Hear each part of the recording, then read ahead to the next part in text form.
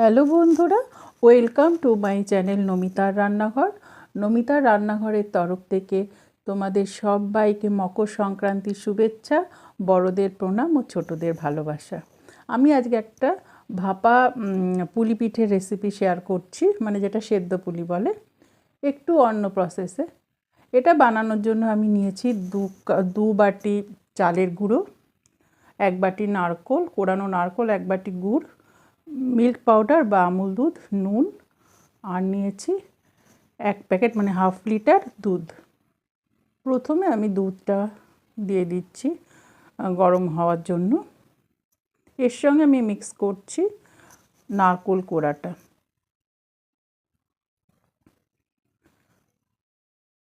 এবারে এর মধ্যে আমি দিচ্ছি খেজুর গুড়। এটার সঙ্গে পাটালিও আছে, আর ওই যে লিকুইড যে গুড়টা সেটাও আছে। পাটালিটা না আমি রেখেছি, আর ওটা একদম নরম হয়ে গেছে। বলছে নাকি ভালো পাটালি হলে এরকম হয়, যার মধ্যে চিনি নেই সেটা নাকি এরকম নরম হয়ে যায়। আর ওপরে আমি একটুখানি ওই লিকুইড গুঁড়ো দিয়েছি। এবারে আমি এটা দিয়ে পুর বানাবো। দুধটা কিন্তু একদম মানে পুরটা শুকনো শুকনোই হবে। দেখো, পুরো একদম পুরো আমার রেডি হয়ে গেছে। এবার এর সাথে আমি মিক্স করব আমুল পাউডারটা। এটা তোমরা নাও দিতে পারো, আমি দিচ্ছি। আমার মনে হয় কি পুরটা যতটা টেস্টি হবে পিঠেটা খেতে ততটাই টেস্টি লাগবে, কেন আউটার পোর্শনটা তো খালি চাল আর নুন, ভেতরের পোর্শনটা যত আমি টেস্টি করব তত টেস্টি লাগবে। আমার পুর রেডি হয়ে গেছে।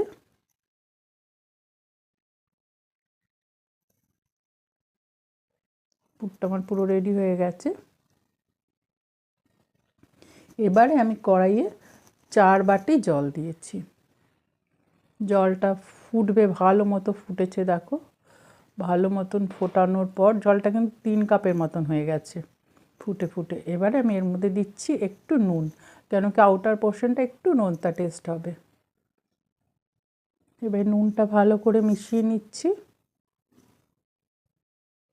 এর মধ্যে আমি চালের পাউডারটা অল্প অল্প করে ঢেলে ঢেলে মেশাতে থাকবো।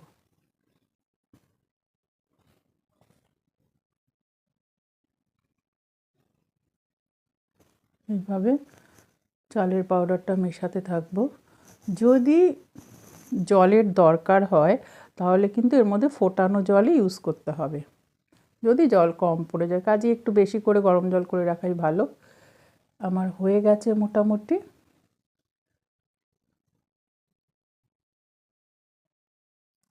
এবারে আমি এটাকে ভালো করে মাখিয়ে নিচ্ছি। এটা আমি দুভাগে ভাগ করে নিচ্ছি, কারণ খুব গরম অনেকটা কোয়ান্টিটি, কিছুটা আলাদা করে নিচ্ছি। আর এটা কিন্তু আমি মাখিয়েছি চালের গুঁড়ো দিয়ে। তোমরা কিন্তু ময়দাও ইউজ করতে পারো। ময়দা দিয়ে যদি মাখিয়ে নাও তাহলে কিন্তু সেক্ষেত্রে, আমি তো এটা রুটির মতন বেলে বানাবো, সেক্ষেত্রে রুটিটা বেলতে কিন্তু খুব সুবিধে হবে। কিন্তু আমি চালের পাউডারই ইউজ করেছি, কেন কি আমি ময়দাটা অতটাও ইউজ করি না, ওই জন্য চালের পাউডার ইউজ করেছি। একটু হালকা তেল মাখিয়ে নিয়েছি। এবারে বড় বড় ডো করে নিয়েছি। এবার এটা দিয়ে আমি এই বড় বড় লেচি কেটে নিয়েছি। এবার এই লেচিটা দিয়ে আমি লেচিটাকে বেলে নেব।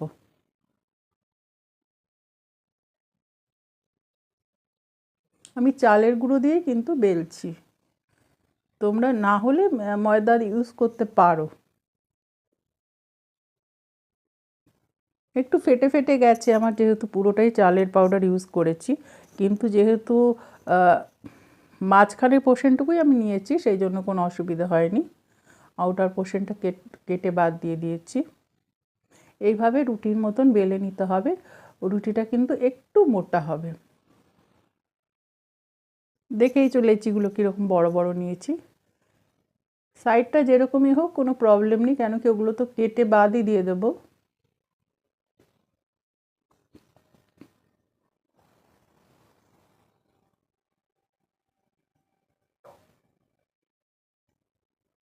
এইবারে আমি 4টে সাইড এইভাবে কেটে নেব।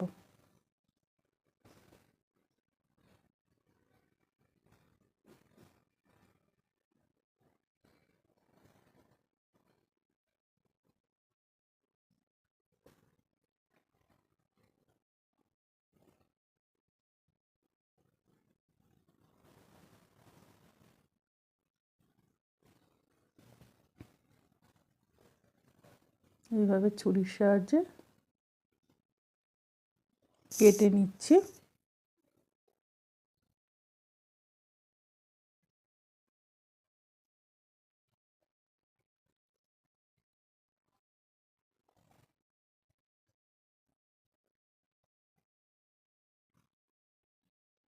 দেখো খুব বেশি মোটাও না, খুব বেশি মোটা কিন্তু করিনি, খুব বেশি মোটাও না আর একেবারে পাতলাও না।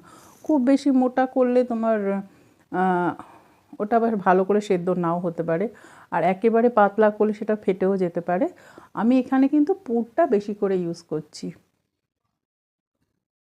আমার আরেকটা ভিডিও আছে, ওটাতে আমি সেদ্ধ পুলি অন্যভাবে করেছি, ওটাতে অনেকটাই টাইম লেগেছে। আর এটা কিন্তু অনেক কম সময়ে তুমি অনেকটা পিঠে বানিয়ে নিতে পারবে।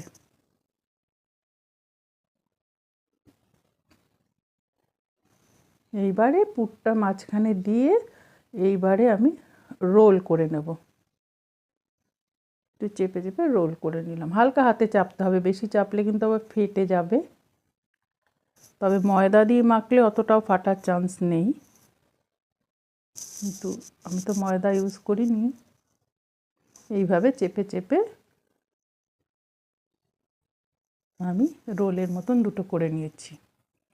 এবারে আমি অলরেডি হাঁড়িতে গরম জল বসিয়ে দিয়েছিলাম, ওর ওপরে আমি একটা মানে পুরো ছিদ্রযুক্ত ঢাকনা দিয়ে নিয়েছি, তার উপরে আমি এটা দিয়ে দিয়েছি। হাঁড়িতে কিন্তু আমি প্রায় 3/4 মতন জল দিয়েছিলাম, প্রায় 20 মিনিট কি 25 মিনিটের মতন হবে। তারপরে দেখো আমার এরকম হয়েছে পিঠে রেডি। মাঝখানে আমি একবার খুলে দেখেছিলাম। এইবারে আমি এটাকে ছুরির সাহায্যে কেটে নেব।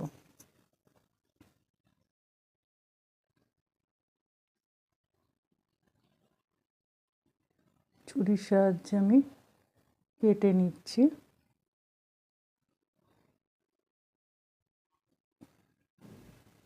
তুমি শেপ যেরকমই দাও, টেস্টের তো সেরকম কিছু হেরফের হবে না, কিন্তু এতে একটু কম সময়ে তুমি অনেকগুলো পিঠে বানিয়ে নিতে পারবে।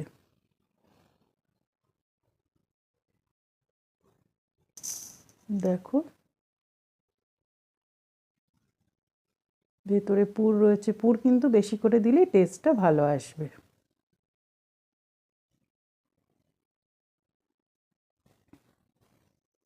দেখো আমি এইভাবে সেদ্ধ পুলি পিঠেটা কমপ্লিট করেছি।